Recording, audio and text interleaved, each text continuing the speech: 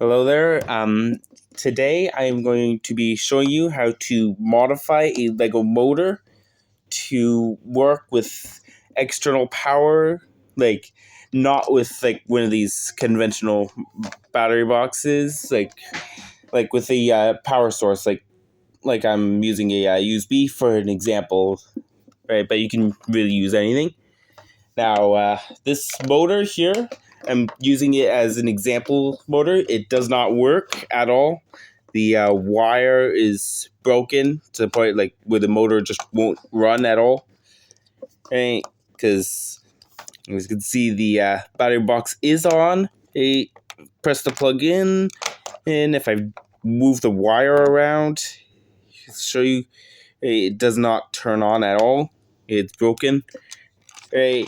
And it's mostly a problem with the wire, right? So this is basically just a tutorial video on how to make it work by like replacing the wires and whatnot.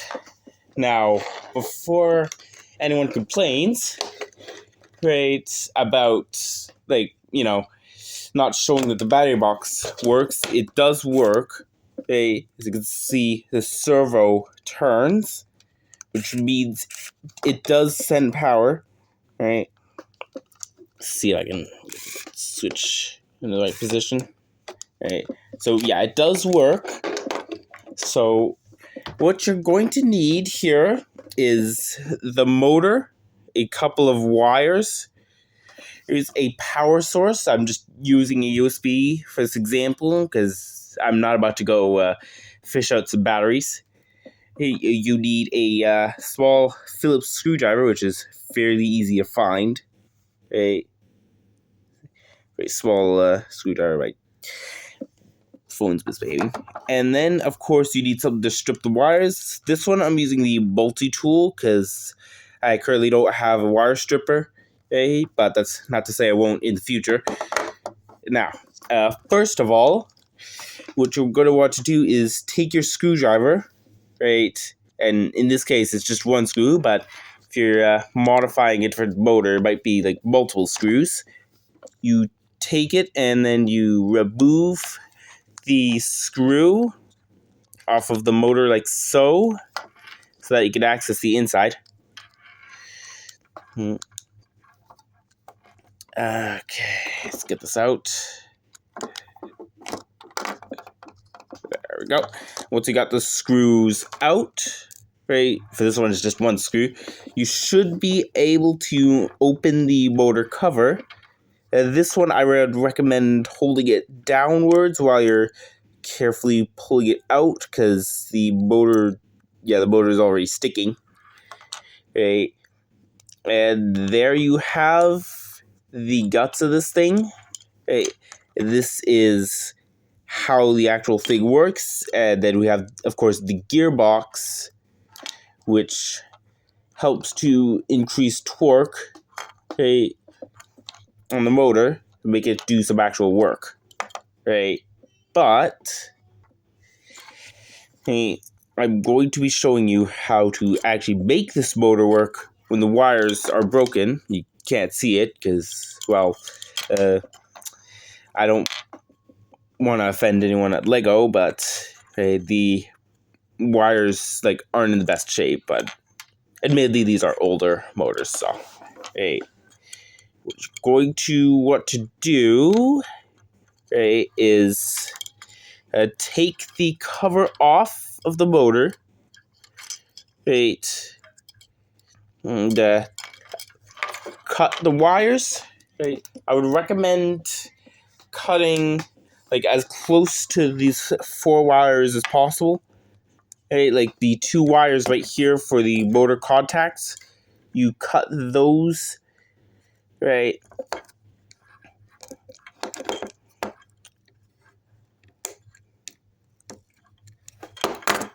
Okay, and there you go. You just kind of wiggle the wire out of the case, like the casing. You take it out of the cover, and there you have a wire that's been taken out of the motor. Right. Now, what you do next is you take these wires out of the cover so that you can work with them a lot more easily. As you can see, I've taken it out. And by the way, if you feel I'm going too fast, feel free to pause the video to catch up. Right.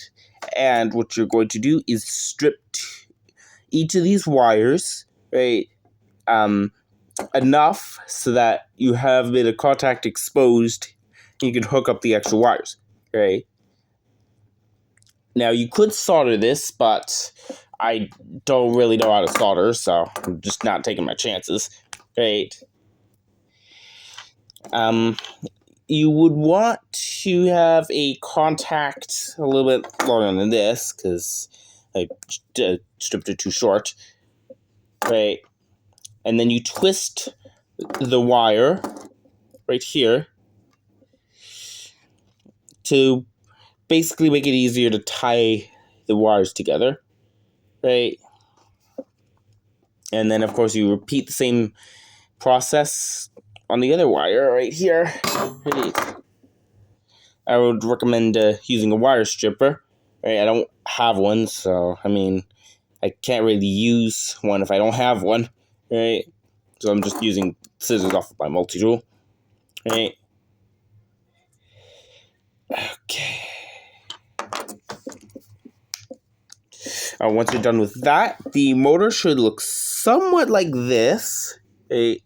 With the wires stripped and the copper part of the wires exposed. Like, this camera's fighting me right now.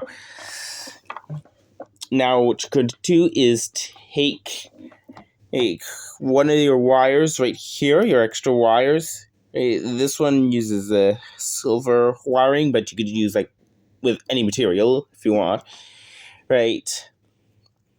And then you take that and tie the wires together like so, and make sure to tie them securely so that they don't fall out. You could, like I said, you could solder, but I'm not going to because I don't know how, right? And then you basically repeat the process on the other side, right?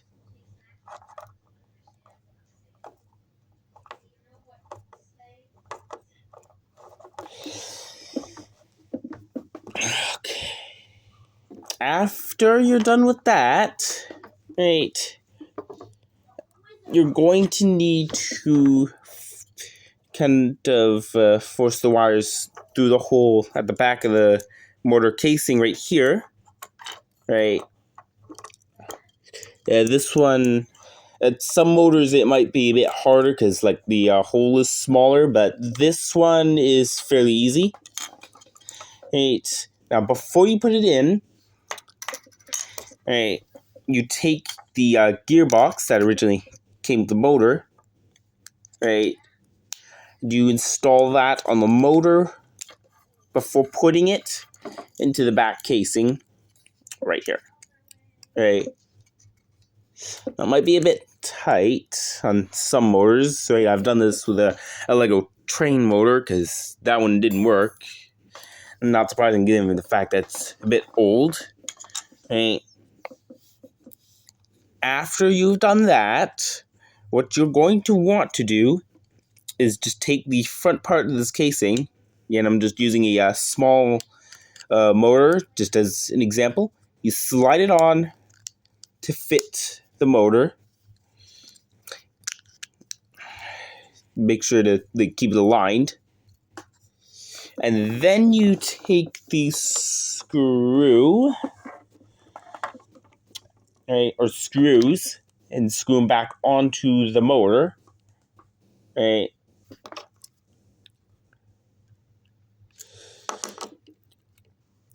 Of course, the one problem is lining the screw up in the first place.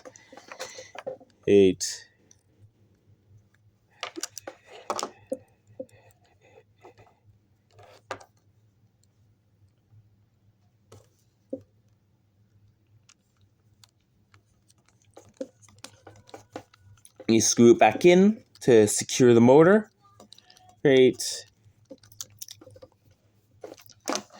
And then after that, to make sure that nothing went wrong, right, you are going to want to hook it up to a power supply of any kind. I recommend not going a power supply that's nowhere above 9 volts, because that's like what the motor is originally intended to be used for. The battery boxes are 9 volts, so I'm using a USB, which is 5 volts. Okay. You basic you take your power source, you hook it up to the motor, and in my case, with the USB, you plug it into a power bar,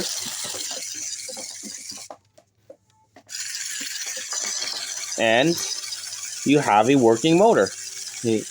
Now, the case with this one is the wires might touch and create a short, so you might want to,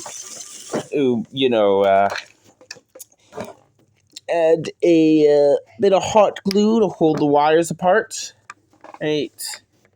But yeah, you got yourself a working Lego motor that you have just modified. Right. Works perfectly. Alright. My camera's fighting me right now. I hope you enjoyed this short tutorial. Hey, make sure to like and subscribe if you enjoyed this. It's up to you. I'm not really going to be too active, so hey, I don't think there's really any point. It's just a number on a screen anyway, so hey, but yeah, I hope you enjoyed this very simple, easy tutorial. Hey, and have a great rest of your day.